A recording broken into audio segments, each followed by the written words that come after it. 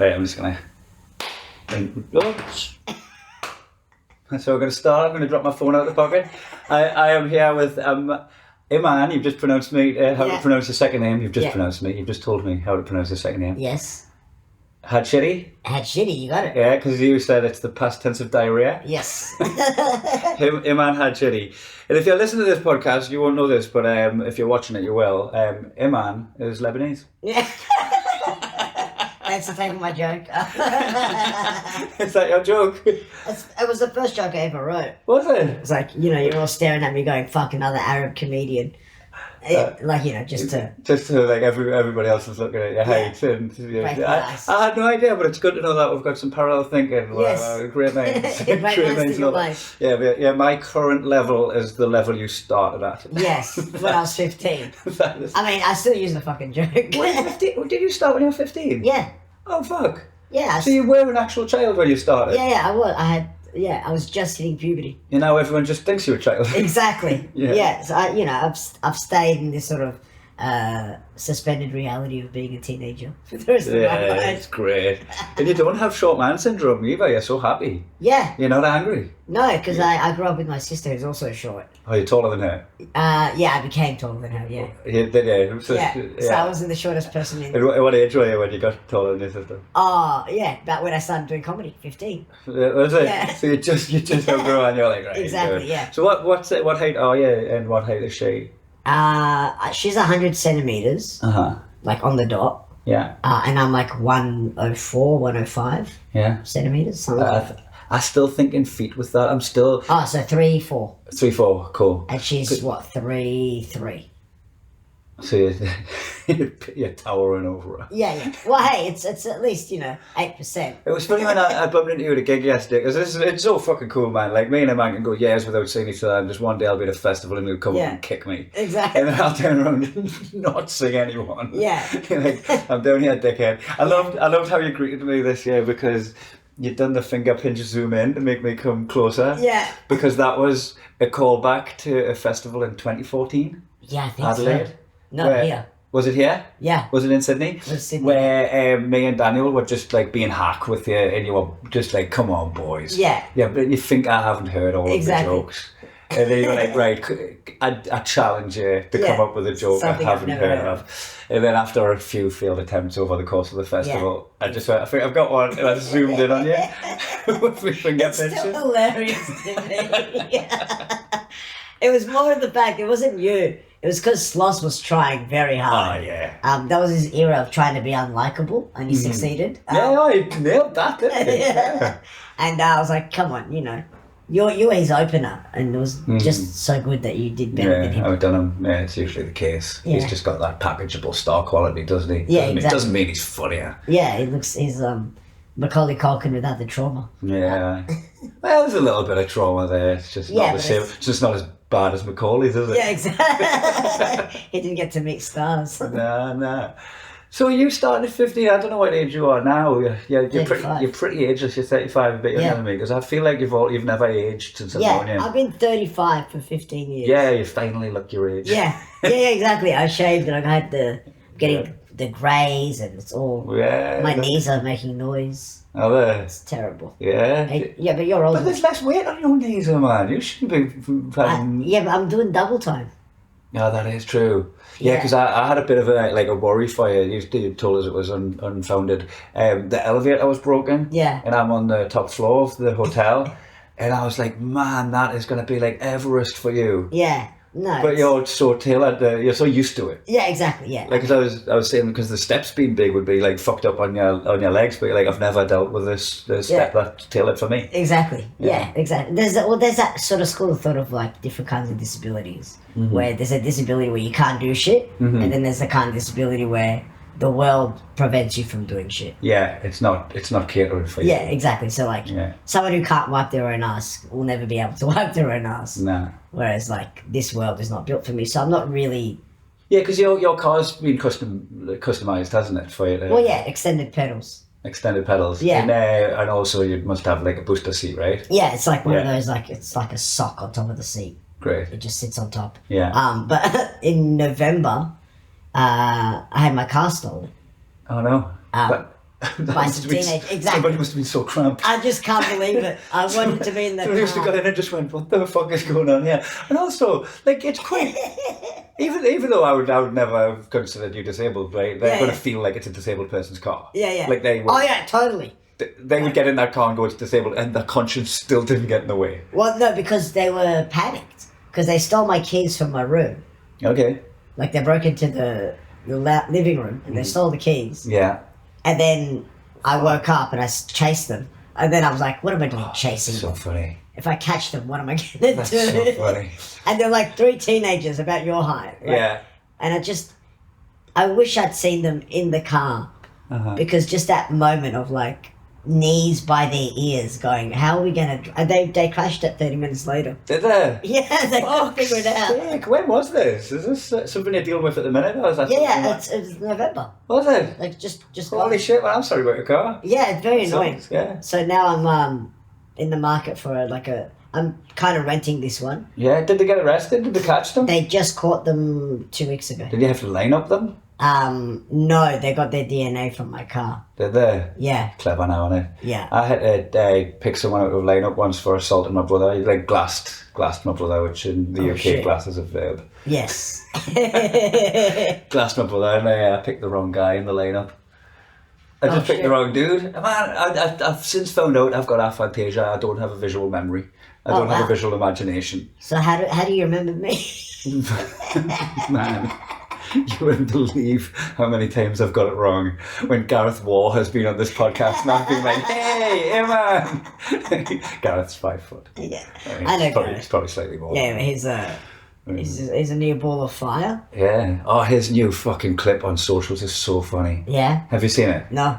Oh, can I just can I just show you it now? Yeah, go on. It's really fucking good, man. Because it's a true story from his wedding.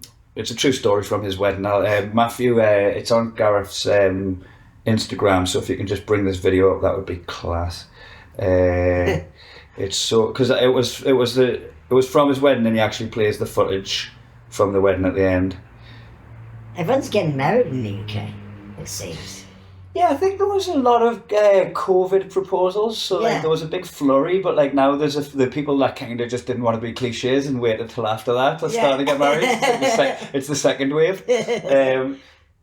So I'll just turn the volume up here for you, and then if... What about you guys? You guys a couple? Put that in next to no, me. Fuck. Definitely not. Jesus, it's getting worse. You're a homosexual. You could still be a couple, man. It's 2025. Come on. What's a lavender couple? Lavender couple is like a gay man and a straight woman. Because we would have great ones.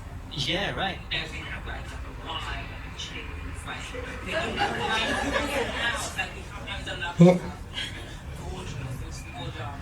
I kind of want to marry you now.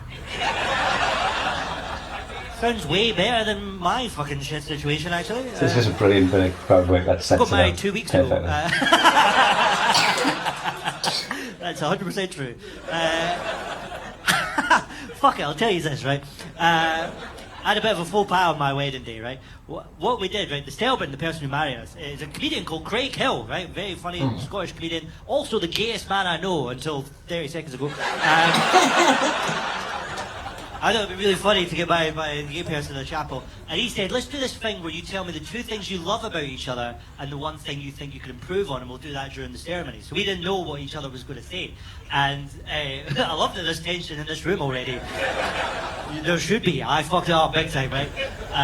Because he went up and he was like, Laura loves that Gareth doesn't take life too seriously, that he always makes her laugh, and that he's a great father to their 2 children, Arlo and Esme. And the thing he could improve on is he keeps leaving his shoes around the house and then the dog gets around. And when he said that, I shit my pants. Because I have played the game very differently here, right? And then he goes, the things that Gareth loves about Laura is that she's a fantastic mum. She's caring, patient and kind, and she makes him want to be a better person. The thing Gareth said Laura could work on is her racism. Keep watching.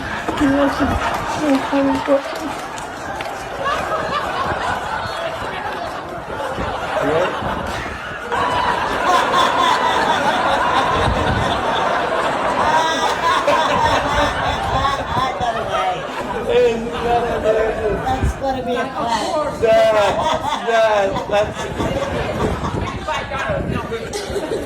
Oh, I thoroughly recommend calling your wife a racist at the altar, let me tell you. That's brilliant. Isn't that brilliant? That was just before the Emmanuel, vote. just absolutely like fucking picking up like comic timing. Yeah, comic exactly. comic, which is so funny for people watching this because Emmanuel was the last guest on the website and he's probably the largest guest that we've ever had on. Have you met Emmanuel? No, I can't say I have. You will soon because I think he's just arrived in Sydney. Oh, great. So he's going to be around for the next couple of weeks, but it is going to be so funny seeing you both next to each other. He's like Terry Crews.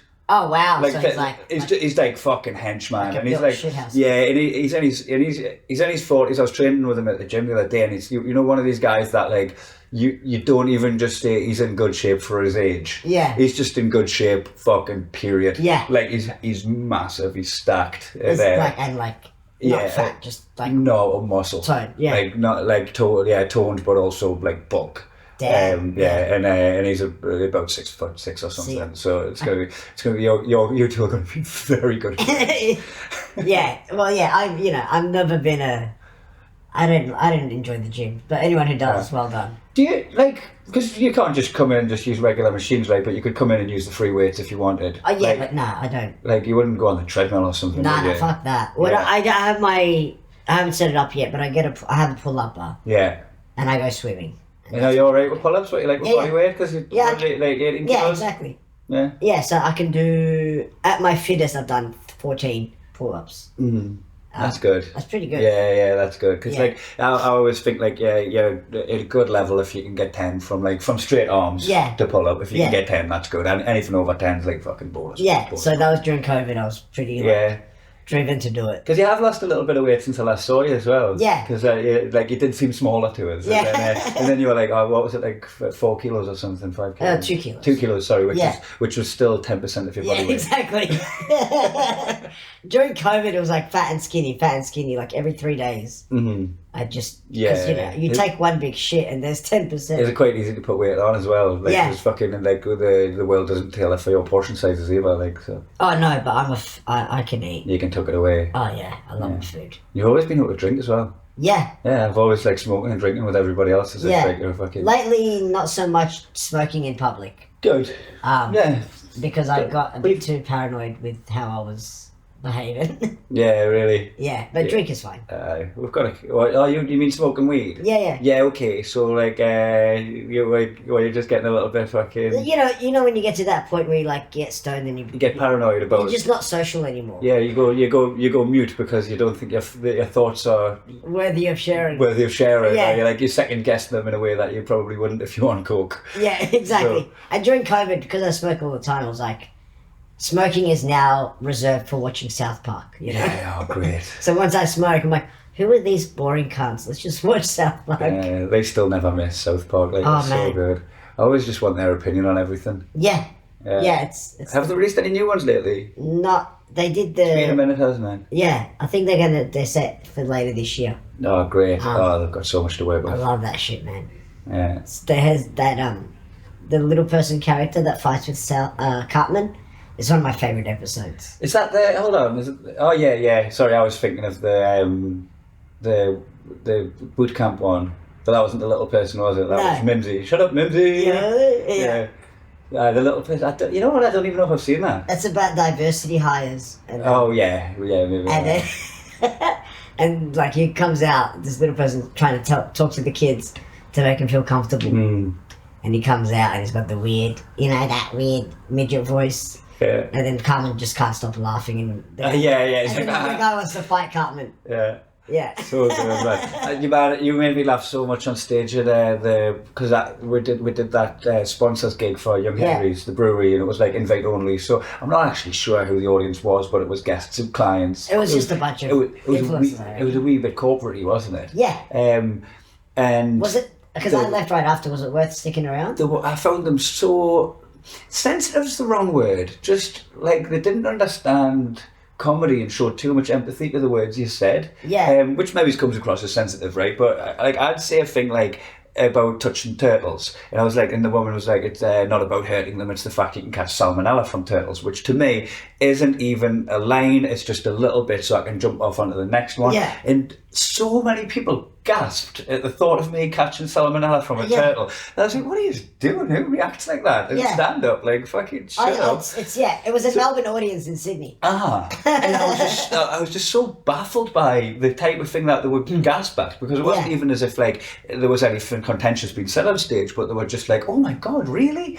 Like, as if, come on, we're telling stories that are wrapped in jokes and jokes that are wrapped in stories. Just fucking head down, laugh along. You don't need to be concerned about come along to the ride. Right? Yeah. And then you went on and started talking about how much you hate little people, meaning disproportional dwarfs. Yeah, exactly. And you started talking like that because you're talking about them from a point of view where they're taller than you. Yeah, exactly. And joining your struggle.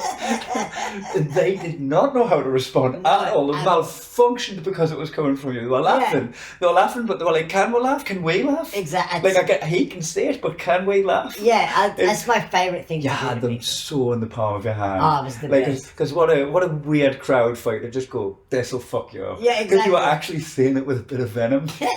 No, I genuinely hate them. I'm not making it up.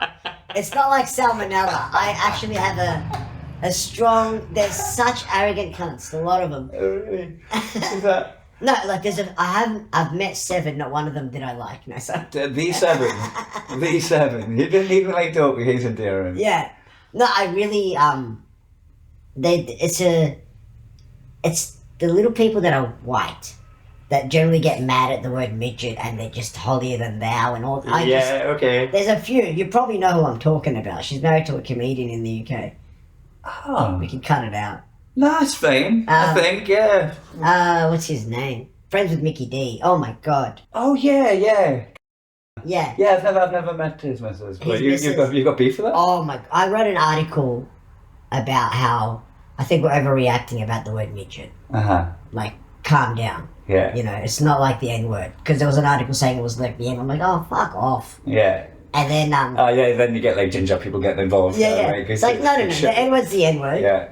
And midget is midget. And it's the great John Mulaney bit. He's like, you know why there's not the same? Because I said N word, but I said midget. Then it's N word. Yeah. Then also, like, you didn't get whipped into slavery. Yeah, exactly. Right? The only thing we got given was a sweet freak show job. Mm-hmm. Like, undignified ridicule is different to like fucking actual oppression, right? That's what you're drawing the parallel. Yeah, but so did peasants. We're on the same level as peasants, which is the rest of the population.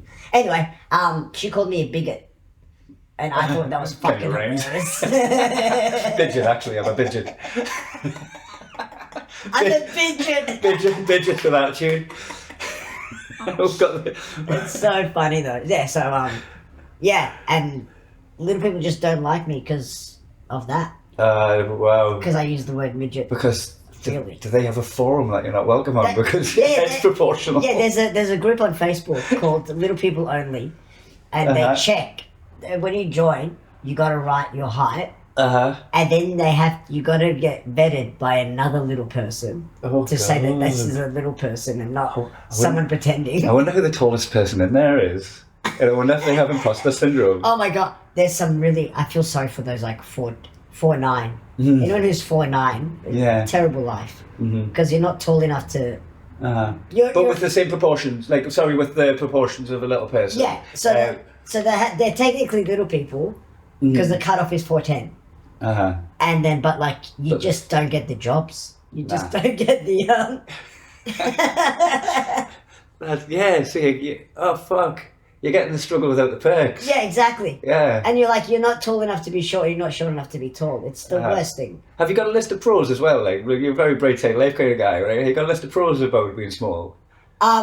What's good about it? What's good about it, yeah. Well, I mean, yeah. I guess, yeah. What's opportunity like in the industry? I tell you what, it's a good thing about being short is it's just as good as having a good set of tits. You can get free drinks all the time. Oh, yeah, people look after you. Yeah. But the difference is you don't know what they want. Because when you're a good-looking woman, you get some drinks they want. You know what they're after. When someone buys me a drink, I don't know what the fuck they want. Yeah, you don't know what they want, yeah. They don't want sex. Nah. That's for sure. Yeah. Do you want a photo? You want to be part of my crew?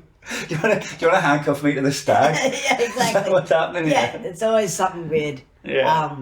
But yeah, I mean, as for opportunities though, it's I don't have to audition.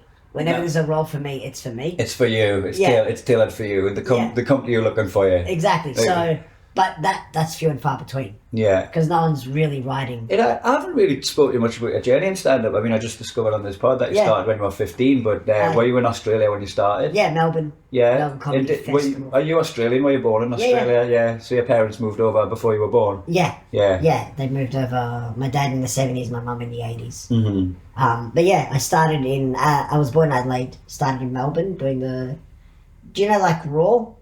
Yeah. That competition, like Luke Heggie won, and it got him a trip to the Fringe that he didn't enjoy. Yeah. And then Dilrook done really well off it as well, didn't he? So Yeah. they have a kids version. So it was for under 18-year-olds called Class Clown. Yeah, and you've entered it every year for the last 20 years.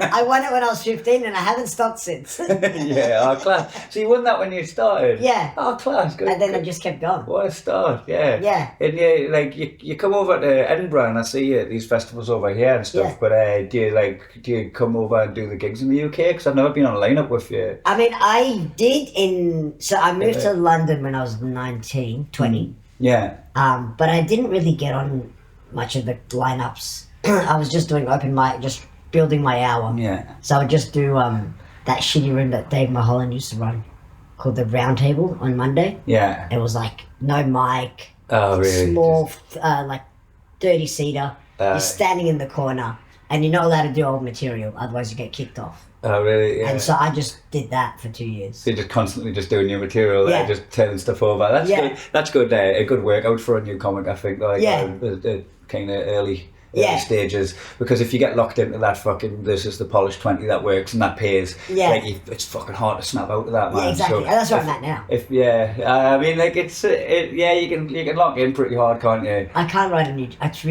I'm really struggling. Man, you're gonna just put on a new show with a different title and a different poster, and then start writing, because it's the gun to the head. I wouldn't write a fucking word unless I had a poster, a title, and a ticket link. Yeah. And as soon as I've got that, I panic. And I as I'm getting on in years, as I've career wise, 17 years, I panic less, and then I'm going I think I need the panic to write the show. Yeah. So because every year it works out, so every year I'm oh well, you don't need to panic, it worked out last year, and you're because of the panic. Yeah, the panic helps. So the panic helps. So I've just done the same again. I've got a poster being made, I've got a show title, I've got a ticket link, and I'm finding it hard to write while I'm touring this show, but I'm finished soon.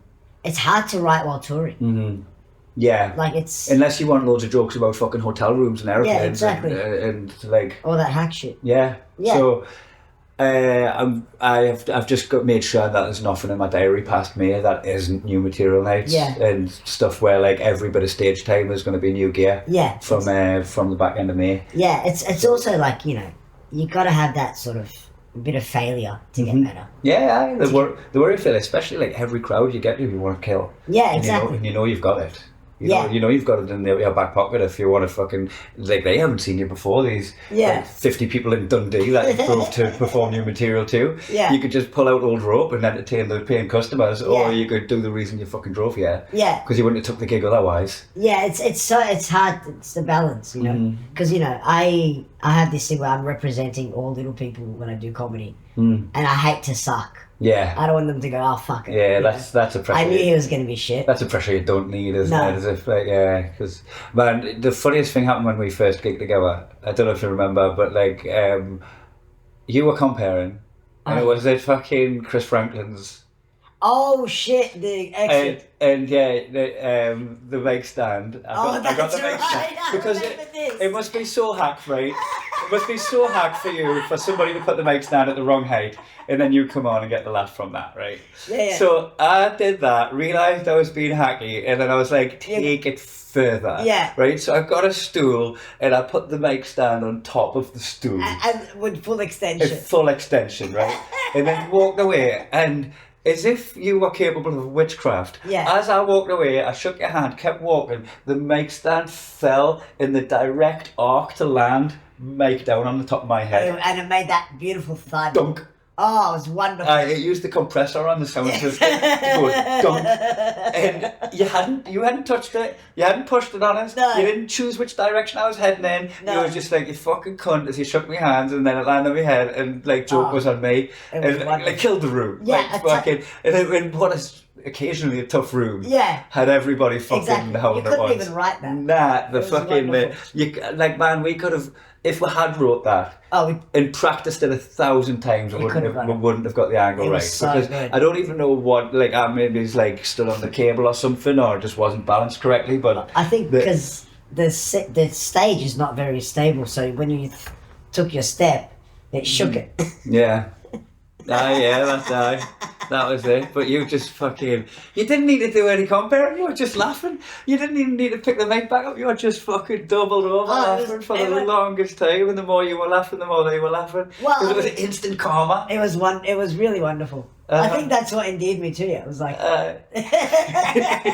it's a good way to make a friend. That was pretty early doors. That we'd only just met. Yeah, man, I completely forgot about that. Yeah, it's so funny, isn't it? It makes you wonder how many fucking little moments like that in your life that you've just like you're having to sign to your long-term memory. Of course, yeah. That's sitting there waiting for someone to tell the story and dig it back out. Yeah, because I mean. Yeah, I've travelled heaps and I've seen a lot, but it's all gone. Yeah, it's hard. And it's the older you get, the more experiences you have. So you're getting older, so your mind's decaying a little bit. Like this fucking that's not news. Like, that happens to people. Your mind decays a little bit, but also there's more stuff to remember in there. Like you fucking start becoming like an old laptop. That's like the hard drive's full, and it's just running a little bit slower. A little bit of that rainbow wheel going. Yeah, the rainbow wheel. That's what I was because. You got here just out of bed, right? Like you're a late riser. That's what I've always described myself as when I get up in the morning. I'm like when the cursor turns into the rainbow wheel. Like that's me in the mornings. Yeah. But I'm still riding the jet lag. I've been here for like 2 and a bit weeks. Okay. But I've been getting up early for the football. I've already been for a 10k run. Oh wow. I had a nice hearty breakfst. Oh dude, I've just had a coffee and threatened to have a shower, but didn't. I've got my 48-hour deodorant on. I'll be fine. When the worst comes to worst, I only smell like roast potatoes, so it's fine. Yeah, that's alright. And no one can smell you. They're all the way up there. Their noses aren't near you. Oh, and if they are, what are you doing? Well, I can smell them. That's the worst. Yeah, I can smell the feet. Oh man, because I'm in Newtown right now, which I love Newtown. It's very much, if anyone needs a reference in the UK, it's like Shoreditch. Yeah. It's like me, it's gentrified, it's like dilapidated, but not too far from an avocado. Yeah. And everything's a vegan option. Like there is, like you just go over the road, there's a butcher's that like cooks for you. So which is great. Like all the meat's there, you can choose what you want and they'll make it for you. That's a good spot. I love that place. Misalias? Yeah. Yeah, and then but like every other shop's vegan and I'm like, oh, there's so many good vegan options here. Like it's like I'm not a vegan, but also I'm omnivorous. I don't need meat, right? So it's like I can be a tourist and I can come and see what your food's like. And I've been like eating really nice vegan food. Yeah, they're good. I'm here just as a tourist. Well, you're on the vegan end of the street. You know that, right? Yeah. So the other way is Butter Bowl. It's just here. Yeah. Like it's attached to this building. Exactly. So Butter Bowl's there, and then there's I didn't even realise I just went to a convenience store for some cereal before, and they realised it was a vegan place after I got in. I was like, fuck it, I'll have some soy milk and vegan granola or whatever. Yeah. And I'm accidentally eating vegan just by proximity. Yeah. And it's really nice, and I'm feeling like my energy levels are good because I'm eating in a range of colours of food. Well, I think it's my arse stinks. My arse is fucking honking. Yeah. My farts are horrible. It's like real food. That's what's happening. Is that what's happening? Is my body just not used to processing that, or is that how vegans smell all the time? No, that's it's supposed to. My dad's he doesn't eat cooked food, so he's a raw vegetarian. Is he? And he goes, it'll stink until the stink is just getting everything out, and then it'll stop stinking later. Is that right? According to him, but he's a liar. Yeah, he still stinks. What your dad is saying is, you get used to the smell. Yeah, exactly. Like, you know how you can't smell your own house? Yeah. Maybe it's after a while when you're vegan, you can't smell your own house. That's just how it is. Yeah. So just get used to it. Like. Yeah, but see, like, I don't mind.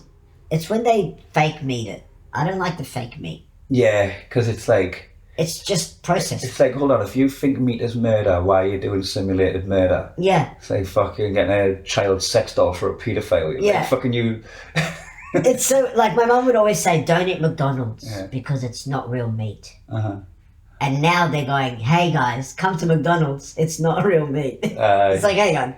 However, I did try one of the Impossible Burgers. Yeah. And it was nice. Yeah, I mean... So I get what they're doing. They're not like... they're not catering for hardcore vegans. They're just telling people who are flirting with the idea of vegan but can't let go of burgers that you can still do it. Right? Yeah. So I think that's more of just a lure to get people to the other side rather than to cater for vegans. Exactly. Because I just... You know, if it tastes like meat, but it's not meat, what the fuck is it? What have you put in it? Yeah, I've got no idea. Yeah. And did you have to put like dyes in it to get it that colour? Which, exactly. Like, I've got like synthetic chemicals in my body. Maybe I'm wrong. Maybe they're actually just all natural fucking ingredients. Well, everything's natural eventually. Yeah, so I suppose it all comes from the earth, doesn't it? Like, even if you synthesise it. Like, yeah, we're natural. This is natural. That's a natural piece of technology. It was made from the earth with a few different like methods of chemistry, which is all natural. We're part of the system too. Yeah, exactly. That's the great thing about humans is we like to separate ourselves from nature. We're right there. Yeah. Oh, I've got a feeling the audio on this may be fucked. That's perfect. That doesn't look right, does it? So humans are part of nature. Is that what I was saying? Yeah. You see, with you seen that thing with anteaters? The anteaters never eat the full anthill because they leave enough ants for it to grow back. Yeah. So that it maintains the resource. Yeah, that makes sense. We don't do that. No, we don't. We do. We are full on. We'll just fucking destroy the whole thing. The whole thing, and then hopefully. We'd get the whole fucking anteater and just go, well, ants were good while they existed. I think that's the difference between us and nature. Yeah. Is that we want everything for ourselves. Yeah. Well, I think that's what we do. Like, even our skills and our intelligence, we've borrowed. You know, like using tools. Other animals do that. Like we borrow everything. Yeah. It's fucking... And like, I borrowed my fur from a bear. Oh, wow. You know what? I knew you were that hairy. Yeah, it's because ridiculous. I've been to a nudist gig. Oh, yes. The naked cabaret. The naked cabaret. And you still didn't see my penis. I was like, is that big for him or is that big in general? I think my thumb was out, like trying to get a proportion on it. Oh, yeah. I was like, proportionally massive. Oh yeah, just like my nose. Yeah, right. Like it's a good. But I was like, but would that look big on me? I mean, it look bigger than mine on me. Yeah. In general. Man, those gigs are so much fun. Yeah, they're great, aren't they? But they have they've kind of been taken over by jocks. Oh really? Like just horny men have started going because they might see a tit. There's just horny comedians have started running it. Oh really? And it lost its way a bit. Oh, but I think it's coming back. Because I really loved it that the feeling of being nude goes away pretty quick. Yeah. The fact that everyone's nude. Yeah. It just does make it. It's like if you underline everything, you underline nothing. Yeah, exactly. And everyone just becoming so relaxed in their body's really nice because like fucking everyone's just riddled with insecurities about how they look, and then you look at each other and going, fucking, we've all got our little bits that we could. Yeah, you know, it was like so good. Like after 10 minutes. I like how they used to. I don't know how they do it now, but how they used to do it was like after 10, everyone has to be naked. Yeah, and then they start the count, so everyone starts racing to be naked rather than going after 3, get naked. Yeah, no, it's. And then everyone would be a bit apprehensive then. But the fact that you don't want to be the only one with clothes on after 10. Well, yeah, I went to one. So they play the song The Final Countdown, and supposedly by the end of the song you should be naked. Mm-hmm. And there was this sort of like Japanese backpacker who just wandered in. He had a big backpack, and he just wandered into this gig, sat down, and then they played The Final Countdown, everyone started getting naked, and he was just sitting there going, what's going on? And they're like, it's a naked show, you got to be naked if you want to be in the room. And he went, oh, okay. And then he just took his clothes off. Yeah, that's a fucking fun travelling story, right? Like, that's it. What a cool travelling story. Like, imagine, like, it's just like, you'll never believe what happened to me yesterday. I was just going for a stroll, and I just saw, 100,000 dicks. Yeah. Because I remember, because I was at the gig, where was that? Brisbane? No. Adelaide. That was in Adelaide. because I was at that gig, and then after that I got asked if I would do the one in Edinburgh, and I was like, yeah, cool, I'll do it. I've never done that before, and I had this like real concern that like an unwanted erection would come. Oh, yeah. It's like there was just this real worry that like there's gonna be boobs. I'm a simple man. Yeah. I like boobs. It's I think the fear. I don't know. It was the opposite, man. It shrinks. Mate, I was like, come on, get a hard on at least. Yeah. I would have been more dignified if I'd got a hard on, because like I'd been on the coke the night before as well. I had coke dick. I was nervous. It was cold in the venue. Yeah. You developed ovaries. It was the holy trinity of having a shriveled up dick. Yeah. And I was like, fuck it, who cares? Yeah, What exactly. cares? Yeah, because the guy with the ukulele has an even smaller one. Even if he doesn't, he's got the little dick energy because he's got a ukulele. The first one I did had a ukulele guy in it. It was hilarious. Yeah. No, I've done a few of them. I do feel like I'm a bit of a nudist at heart, though. Like, Yeah.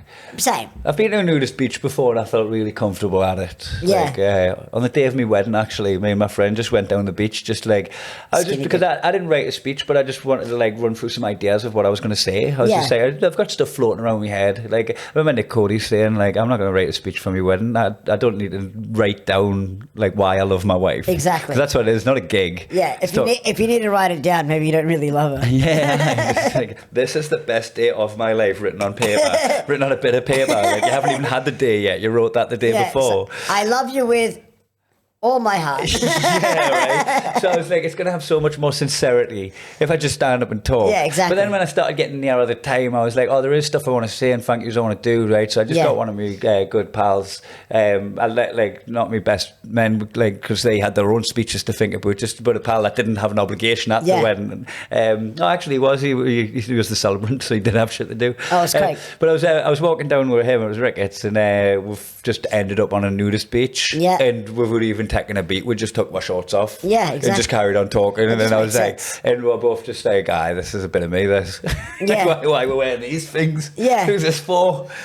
Like, it just, I'm in the sun. Like swimming, sauna. Mm-hmm. It all makes sense to do it naked. Oh yeah, the sauna at altitudes, like you must be naked. Yeah. And it's one of the best spa facilities in the entire world, and loads of people miss out on it just because they're a wee bit prudish about their bits.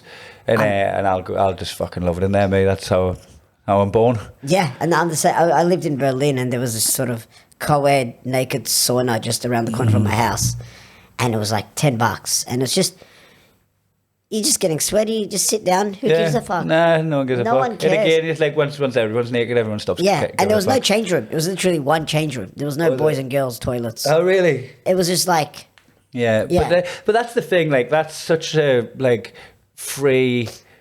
Like free setup, like that's very liberal and free, right? Yeah. But all it takes is just like you said before, a couple of jocks to fucking ruin it. Fucking North Americans, man, they're all the same. Do you get a lot of North Americans here?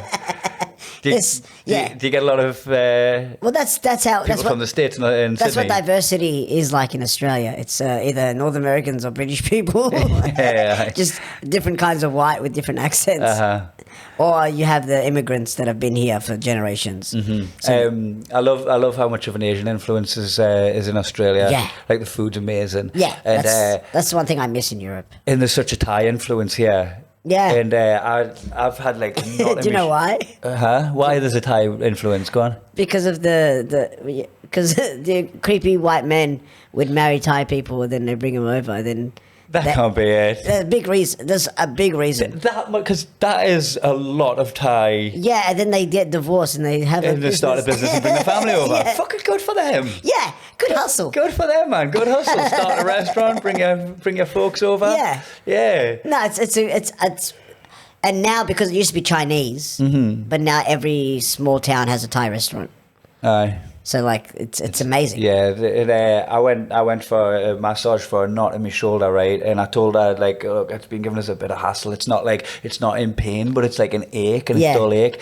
And fuck me, she took her day out on my back. Like, it was Oh, that wow. like elbow in. She like That's got what her you knees want. on me back, and it was like a forearm at one point, and it was like popcorn kernels on the like my shoulder blade. that And would have she- felt awesome. She fixed. Oh, like it hurt, and she was like, "Is that too much?" And it was, but I was like, "No, Don't stop. yeah. I haven't said pineapple yet. Yeah, pineapple. That was like a 3-syllable safe word.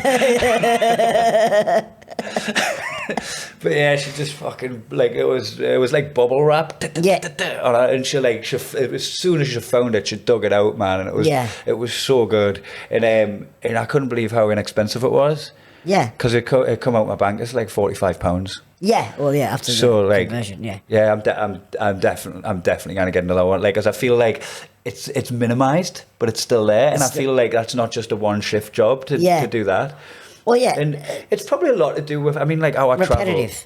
travel's not good on your posture. No, and Like, because of different beds. You're in seats a lot, different beds and stuff, but Yeah. also like tying in extreme sports and going snowboarding, as well as like getting drunk and sleeping in awkward positions because you're flat out. Like, so I don't think it's good. So I did that. Like, I'm taking, because I'm fucking 41, man. And you can't just let aches and pains in your body manifest. No, because they'll just stay there, and then you'll.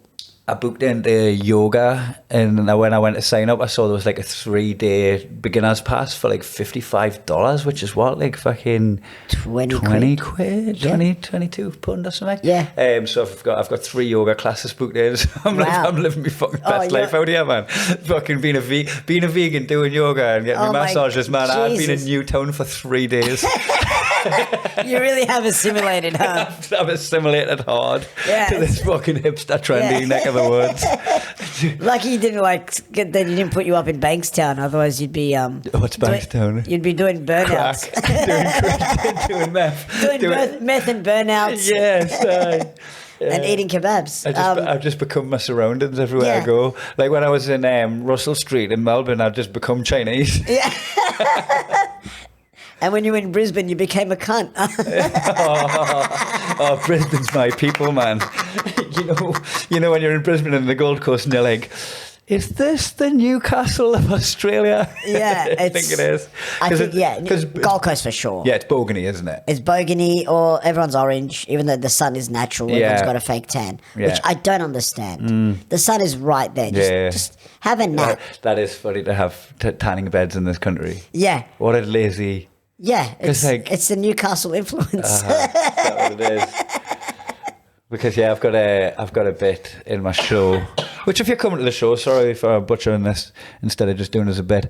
It's about finding out people have skin bleach in India. When I visited India, oh yeah, and it's because the outdoor workers are poor paid, so it makes their skin a bit lighter. Yeah, and it looks like they've got more money. Yeah, that's what it was. And then when I heard that, I was like, "Fuck off! Our poor people wear fake tan." Yeah, so we look like we've got money, so we look like we can afford to go on holiday. We can't afford to go on holiday, but you look like you've just been. No one's happy. Nah. No one's ever happy. Mm-hmm. Yeah. Something's always just a little bit out of reach for you. Yeah, isn't that hilarious that, being slightly darker in the UK means you've been on a holiday, whereas slightly being darker in anywhere else means you've been out. Means you got a job. Working. You got a job. Yeah. And they're both like, everybody, like for miles apart, has just went with the same mindset. Yeah. I want people to think I'm doing better financially than I am. Oh yeah, it happens a lot in Lebanon where no one lives in Lebanon, everyone lives away. And so when they come back to Lebanon, they'll be like, they're never going to work. And they come out like pretending they're gangsters, but they're actually just cleaning toilets in Melbourne. Yeah. But they come back with the wads. Bit of bling. Yeah, it's hilarious. But no one will clean a toilet in Lebanon. No one's cleaning a toilet in Lebanon. No. Right.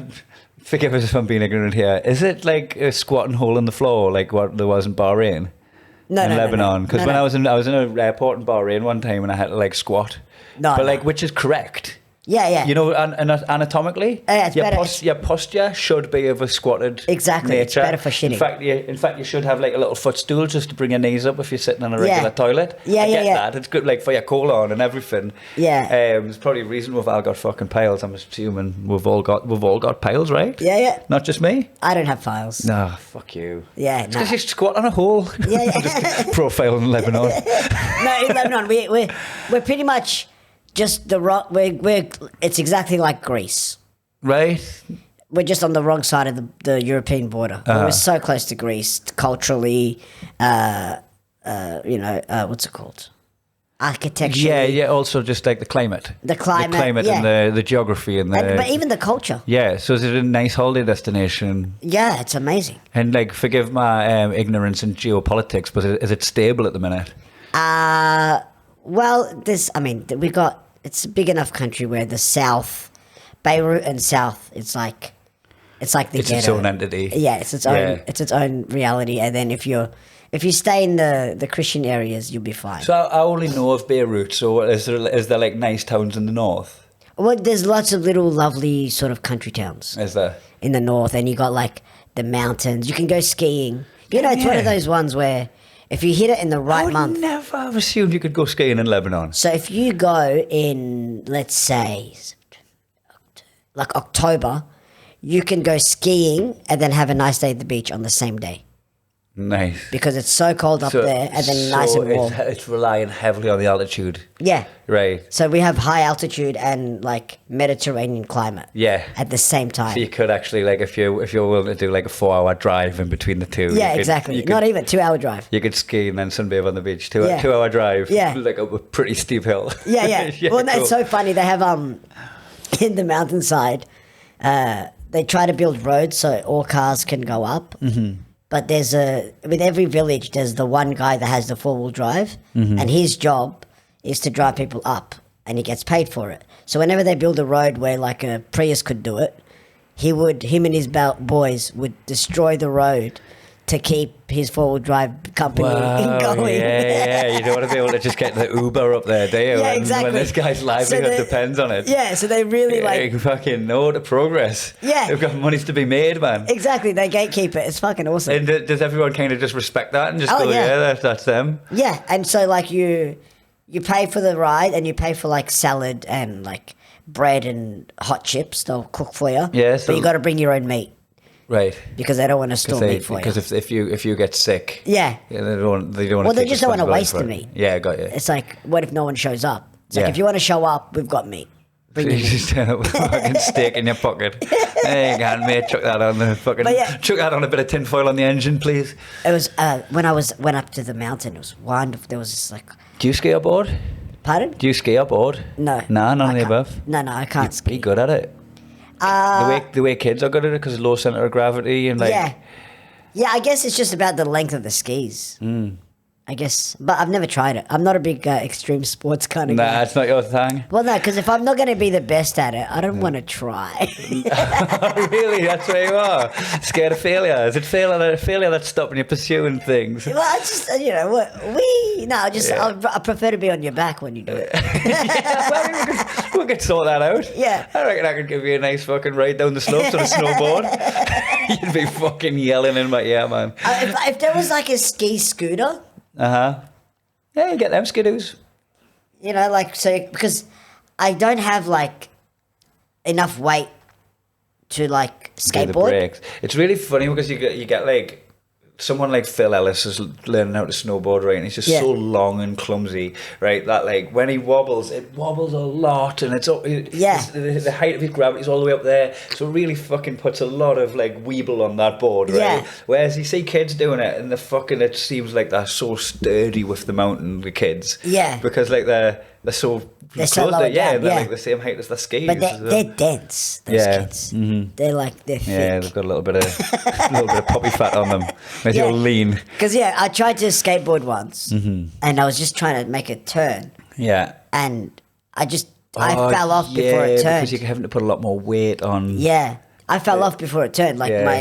Before it had even anywhere near enough pressure to turn. Yeah, exactly. But did you have a regular size skateboard though? No, I bought those from Kmart. You can get them for $10. Yeah, just kids one. Yeah, but I go on a scooter. They're wearing those razors. It's easier. Yeah, great. Something to hold on to. So how often do you go to Lebanon then? I've been there about 12 times in my life. Have you done gigs out there? I've done one gig there. How'd it go? It was awesome. Was it good? It was I wasn't allowed to do it in Arabic. It had to be in English. It was like an outdoor gig, like a festival. Maybe 3,000 people, just outside, in between two mountains. Nice. It was just a wonderful setting. It's a beautiful scene. Yeah, and it was the first time I got to do more than I did 20 minutes in front of 3,000 people. Great. Which is like all English speaking as well. all English. Yeah. What a gift. But locals speak English. Yeah. And I was on just before the headliner, and the headliner was Glenn Wool. Great. And poor bastard. Nah. He thought he was playing an expat gig. Oh, So all his references. He went a bit too hard too early, and they did not like him. What the local was just too He started off insensitive. He just started off with raping a duck.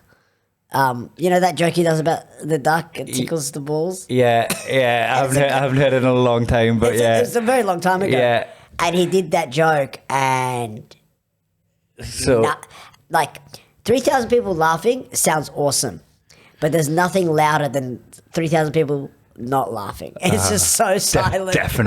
deafening silence. And then he was supposed to do 40 minutes, and it was brutal. Poor guy. Oh, and they were just politely silent as well. Politely silent, no They heckles. weren't like chatting amongst themselves, like heckling. Just write it out. And then he did 10 minutes, and then they all knew he was last. So you know, when you're at a football game and you know you've lost, you start leaving early. Yeah. Is this a fire drill? Is this a fire drill? So that's what happened. It was a fire drill, and it was metal stairs. And instead of hearing laughter, you could hear the clop. Oh, the feet of people leaving. It was Oh man, who brutal. else was on the bill? Who hosted? Anthony Salome. Don't know. He's the Lebanese Australian. Oh, cool. He gigs out here. Yeah. Yeah. He lived in Lebanon for ages. Did he? It was a bunch of, Tahir? You ever meet Tahir? Tahir, yeah. Turkish guy? Uh-huh.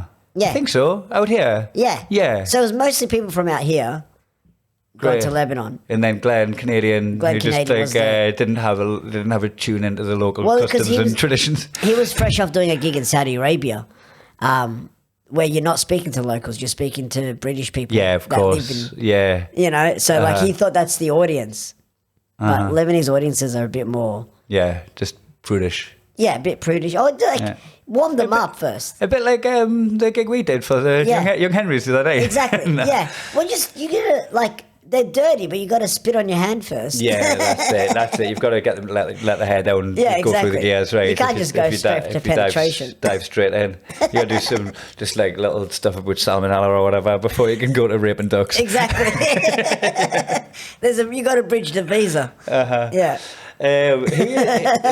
He is one of the best, the most travelled comedians Absolutely. I've met. Yeah. Because me and Daniel have got to be in the top 1%, I think, with Yeah. the amount of places, especially the fact that there's not a stone in Europe unturned. Yeah. And we've done India and a lot of the Far East as well. And, I'd love to do those. They're so cool. Yeah. And again, playing the locals, which is great. Yeah, that's there's what you not, want. There's not a great deal of expats come to Danny's gig. There was one of our early gigs in the European tour in Paris. A lot of expats come out and we just scratched it out. We're like, if expats are turning up, we'll not do it. Yeah. And then it was after Netflix and he got a French following. We started doing Yeah. Paris again. We just say we didn't want to play it expats. We want to play it to the No, community. expats are the most boring people. It's fine to have a few expats in. Yeah, to but if colour. it's all expats, No. it's all sad people that are somewhere they don't want to be. Yeah, it's life didn't work out the way they planned it. Yeah. No, it's like watching, a really average football game between two British sides in Paris. Yeah. It's like there's not, what's the point? Yeah, why is it here? Why is this non-league game being transplanted into a capital city in Europe? Why are we doing this? Could we not all just done this in fucking Birmingham or something? Yeah, exactly. No. It takes the fucking feel away from it if Exactly. you're doing that. But there's not many places I go where the local promoters haven't got a Glenn Wool story. They've all met Glenn. He's just such a nomadic. Yeah, he's been everywhere. Yeah. There's another comedian that travels heaps, but his Sloss doesn't like him very much. Roy Campbell. Oh, He's been everywhere. yeah. I don't think you wanted to beep that. Yeah. 'Cause I remember when I started, I'd done 2 years where I didn't have a fixed abode. Yeah. I lived out of a bag, but it was fine because my brother lived near Liverpool. I had lots of friends in London, always places to stay in Newcastle. Yeah. Daniel lived in Edinburgh, and it was just there was always just somewhere on the map Yeah. that there was friends that were willing to put us Exactly, up, yeah. and I never outstayed me welcome at any one spot, and I was always Do you have the overseas on dish the that road. you cook? Huh? Do you have like the one meal you cook for when you've stayed at someone's house? When I stay at someone's house. Where you just like, thanks for letting me stay. Back then, here's a roast dinner. It was like a slowly churned breakfast eggs where I put the salmon and the spinach in it, so the spinach would wilt nice and as fluffy. I would do it, and then it would end up not even fluffy, like almost like kind of gooey kind of like egg. a custard. Like a custard, but they were like really nice tasting with like the salmon and the spinach in. But I'd always knock up that breakfast, but then that didn't wash at Daniel's house for sure. I just made it for myself there. But I think he doesn't even have breakfast. I think that's a tip for all comedians wanting to start out when you travel. Knock up a nice breakfast for whoever's house you're staying at. Yeah, like just a meal, like a lunch or a breakfast or something. Yeah, even bake a cake. Yeah, I could knock up a chili as well, like a little pot of chili. So yeah, I remember someone I was like, oh, I'm living on the road, nomadic, and then someone was like Ro Campbell, and I was like Glenn Wall. Like Marcus Ryan? No. like Glenn Wall, all right? You stop saying all the names. I've already decided. It's like when you're playing football and you're like, oh, I'm Beckham. Or, you know, when you were a kid, you're like, oh, I'm gonna be Beckham or I'm gonna be Gaza. And then you're Emil Heskey. Like, I'm not. I'm not. Yeah. So like Ro Campbell, huh? Yeah, so I mean, both of those guys you mentioned, Marcus Ryan, very, very well travelled comics. Because I remember Marcus did some gigs out in South America that he just put on himself, and that's always just been a part of the map where I'm fucking desperate to unlock it. It's just an entire continent I've not touched. It's the same. It's the only continent I haven't been. Should we do it? Let's fucking do it. Fucking me and you just go and put on some gigs in fucking Buenos Aires. It'd be great. Yeah, we'll go to Brazil. You and I in Brazil would fucking be crazy. That'd be so funny. Because it's strange about Brazil. It's got the biggest Lebanese population. Actually? Yeah. So you'd actually be able to like draw a crowd by fucking reaching to the community as well. Get on the fucking Lebanese Brazilian forums. Yeah. On radio stations as well. Exactly. Like, and they had their own little sort of so I'm playing to your societies. expats. Yeah, come to my expats. We're good people. Brilliant. And would they all be expats or would they all be assimilated Brazilians? Way assimilated. Most of them don't speak Arabic anymore. Yeah. Because it's Natalie doesn't speak Arabic. Natalie. My wife, do you not know she's Omani? No, I didn't. Well, half. Like, her dad's Scottish. Okay. She was born in Scottish. She's Scottish. Yeah. That's her mother speaks Arabic on the phone to her relatives every day when she's on the phone. And Natalie just never picked it up. At all. And what's nice is she's got like this necklace that she's had since she was a child that's got her name, Natalie, in Arabic. And anytime somebody speaks Arabic, Natalie. But then they start talking to her. And now there's someone chatting at my wife. Great. But also, Omani Arabic is I wouldn't understand. Oh, would you not? So you couldn't have a conversation in Arabic with my mother-in-law? We'd get it, it'll take like a while. Like a Portuguese person speaking to a Brazilian. Yeah.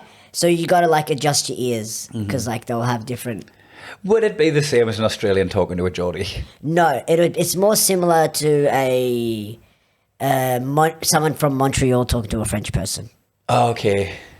But even with different like pronunciations. Yeah. Where like je, so in Lebanon we say je, like it's a letter je. Je.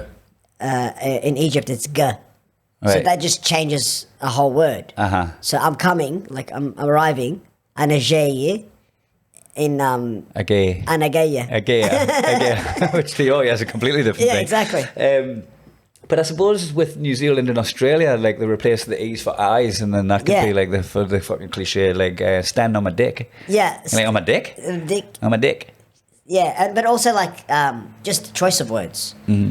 Like, would say, because Lebanon has a Turkish influence and Oman would have a Saudi influence. Yeah. So it's like Arabic is not one language. It's bizarre. Yeah. That's why we're not one people. Because it is quite widespread as well. Like that's a fucking whole continent of people speaking apparently the same language, but not. Yeah, exactly. Yeah, whereas like the fucking the range of languages that cut across Europe, like fucking like languages from different sources as well. Like so the base language isn't the same between Hungary and Germany. Yeah, exactly. Well, like it's like Serbia, Croatia. What's the other one? Yeah, it's Slovenia. Slovenia. Yeah, all all those guys, they're the same people. Slovakia. They're the same peoples. Yeah, They I don't think they see it that way. Not since they were fighting on the streets. Yeah, well, genetically they're the same. Religiously they're different. Yeah, it's like people from Newcastle and Sunderland are the same. I'll fucking kill you. I'll kill you. They're not. Man, they must be so similar from the outside looking in. But no. Yeah, it's like me hating little people. It's exactly like that. It's come back around. Everyone's like, does he know? Yeah, that's Why does Newcastle and Sunderland? Why do they hate each other? Proximity. Isn't it like The football teams. No, but is there like a historic thing? Like, Maybe. is there like Protestant Catholics? No, it's never going to be as bad as Glasgow. Okay. It's never going to be as bad as the Old Firm. But like, I just find them icky. Okay. It's less of a hatred and more of an But isn't it like, because I know with Italy there's like Inter Milan and AC Milan, and Inter Milan were wanting international players, and AC Milan were fascists. So that was that separation. Is there fascism? Nah, mate. I don't think there's any like political disagreement. There's no. So you're saying Sunderland's there's no religious thing. It's just like just nothing. They're just. Is it the same accent? They've taken our accent and they've made it unctuous. They've made it like so. School computer, super duper. And their accent is what? Tea or coffee. And what does their accent sound like? That was theirs. That was theirs. I'm not very good at accents, all right? No, it's the same accent. I didn't hear any difference. You just started saying things. Oh, well, you know when, right, this is the only way I can explain it. You know when you can tell the difference between a Disney character and a one that was just drawn freehand on the back of an ice cream van? Yeah. Yeah, that's what they are to us. Oh, so they're like the carbon copy. Not carbon copy. They're the off copy. So they're the what would happen if you had a kid with your sister copy. Okay, so it's an unlicensed Geordie accent. Yeah. It's an unlicensed Geordie accent. And I feel like the way they're representing it is you want to put as much distance between you and them as fucking humanly possible. Yeah, that's hilarious. It's like, we used to get T-shirts in Lebanon, like kids' T-shirts, where it'd say Disney, but it'd have Bugs Bunny on it. But it's like, so that's Looney Tunes. Yeah, exactly. So cartoon is cartoon. American cartoon doesn't matter. Mm-hmm. So it was unlicensed, and you just say Disney. Didn't matter. Porky Pig. Yeah, just put Ronaldo's name on the back of an AC Milan shirt. Exactly. Just that who kind gives of a fuck? That's two things that you've heard of going together. Let's just roll with it. I travelled in I was in Turkey, and all these they had a Barcelona Messi shirt my size. And my genuine thought was, wow, I didn't realise he was that small. Yeah, they're all his. They're all his shirts. He's quite a small guy, Messi. Yeah, midgets represent. Yeah, he's representing you. Is that your guy? That's my guy. Do you have a guy that is... Are you the guy? Sorry? Are you the guy? Are you the most famous little guy? Me? No. Yeah. No. That's Peter Dinklage. No, but like, he's a cunt. No, but he's the other variation of little person. Yeah. I've never met anyone like you. No. Your sister is? Yeah, is my sister. Are you a party of two? Yeah, it's just me and my sister, and apparently, according to my dad, some other Lebanese kid who's 16. Oh yeah. Got Your mum's okay with that? Got diagnosed. They've been divorced for years. Have they? Yeah, but apparently he's been diagnosed with Rima syndrome. Wait, what is it? Sorry. The Rima syndrome. Rima syndrome. My sister's name is Rima syndrome. So the syndrome's named after your sister? Yeah. So you literally are the pioneers of... Yeah. And this is fucking fascinating, man. Yeah, it's bizarre. So we're the only ones that have... so you're a case study? Yeah. We're the only ones in the world that are short and good looking. What a result. Phew. The fucking chances. Oh, Christ. I know, but it's a hard place to be, man. Like, because, when I'm on the apps and I don't want to write midget. But if I take a picture of my face... But nobody can know. Nobody will know that. Yeah. Yeah. So I stay off them. So it's hard dating. Oh. Well, it's because it's that weird place in the middle where, like, I want to fulfill your desires, but also find it weird that if you haven't met me, you fantasized about someone like me. Yeah. Like it's like I don't want to be in the club that would have me. Yeah, the Groucho Marx thing. It's like, what's wrong with you? Yeah. You've been lying in bed. You want to charm someone. Yeah. You want to meet them and charm them, and them to go, actually, I'm not going to let that be an obstacle. Exactly. Yeah. But I don't want you lying in bed going, my fantasy is a hairy 3-foot hairy guy. I need a hairy Lebanese midget or nothing. That's strange. You're not getting me. Yeah, 'cause you've been their type as a red flag to you. It's so hard. I'm between a rock and a soft spot. Man. And, how's dating going? All right? No? No, I haven't. It's been a while. Been a little while. Yeah. Man, but your personality shines through, man. Fucking look, use this as a dating app. Yeah. If there's anyone that would like to hang out with you, man, he's the best fucking company. This hour's flown by, man. I could talk to you for 3 more, but we're in the business of putting out 1 hour episodes. Exactly, so yeah. we'll call it a day here. Leave them wanting more. And if you want more, hit them up, man. Yeah, Imaan Hadchiti on all the socials. All the socials, and you're doing shows at all the festivals. They're coming to an end now. Yeah, I'm just Sydney? doing Sydney. You've got time to see him in Sydney if you're there. I'm also in Sydney. And then any plans to come to the UK? I would love to, but it's too expensive, man. Nothing in the can at the minute. Nah, but if you guys need if you want someone to open for you, I'll do it. Let's set up that Brazil tour. Let's fucking do that. Let's do Brazil. Why not? Yeah, Brazil, Argentina, Colombia. All the cocaine states. Me and you, kid. See their guys off with fucking him, man. Not they up there. Right, I'll see you on the next episode. See you guys.